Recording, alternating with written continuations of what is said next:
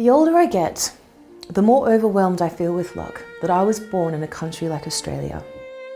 A place where I can be whatever I want to be. I can say what I want to say.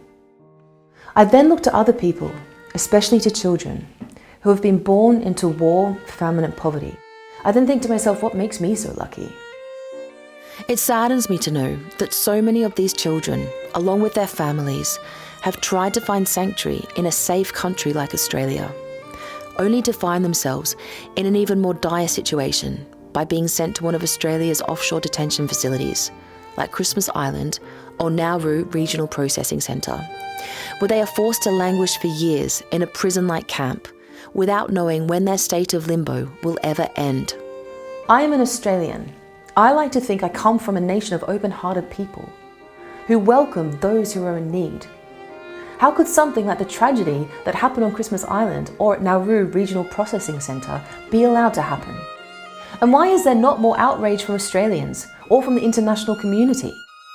In fact, every time I talk about this, a lot of people have absolutely no idea what I'm talking about.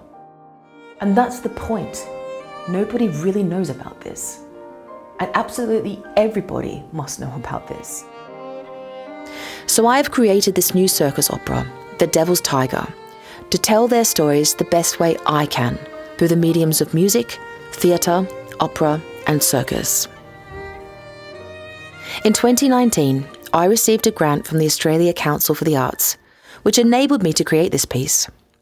Despite COVID hitting just as I was due to begin, I nevertheless pushed ahead researching the subject matter, workshopping with my trusted team of interdisciplinary classical musicians and opera singers, and working with my librettist Malcolm Rock. Then after all of this, I was ready to compose the musical score.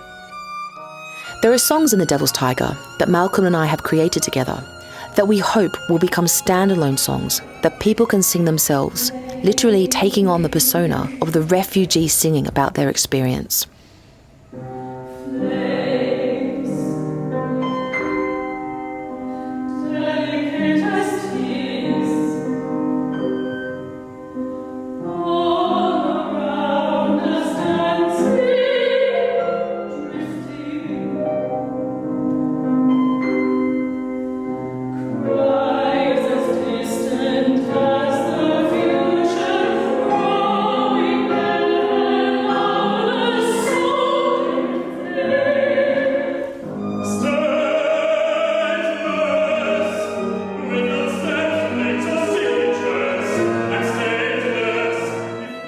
The angle that Malcolm took to enter into this circus opera, I thought was quite an interesting one.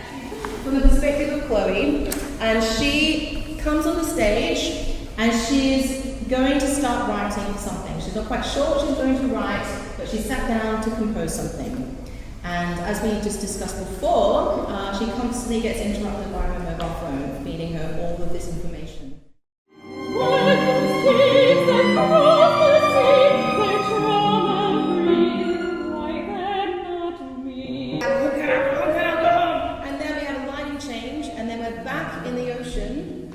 And the light comes up on the children. We have a Zaid that says, did we make it? And Mia, are we here? Naza, are we safe? And then let's all sing together. We're going to E. Is this Australia?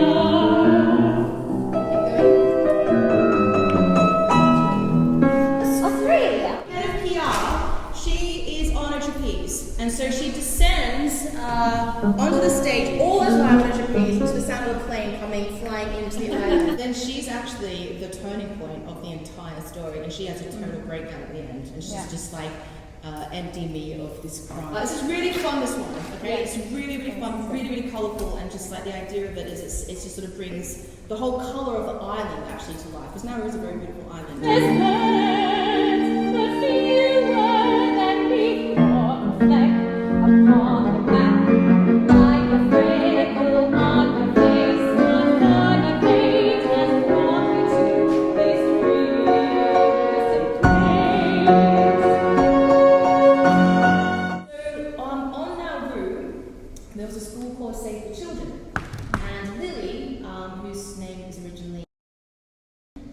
She was one of the head teachers there, and the this is where her character is based upon.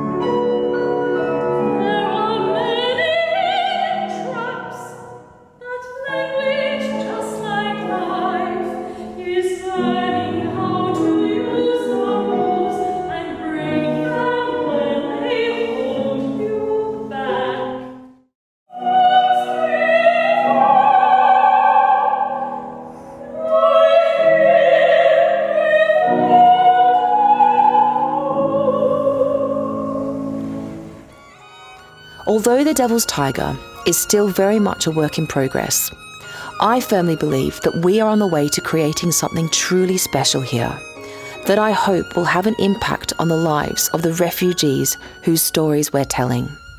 And above all, touch the hearts of Australians who have the power to put an end to Australia's cruel and unjust immigration policy.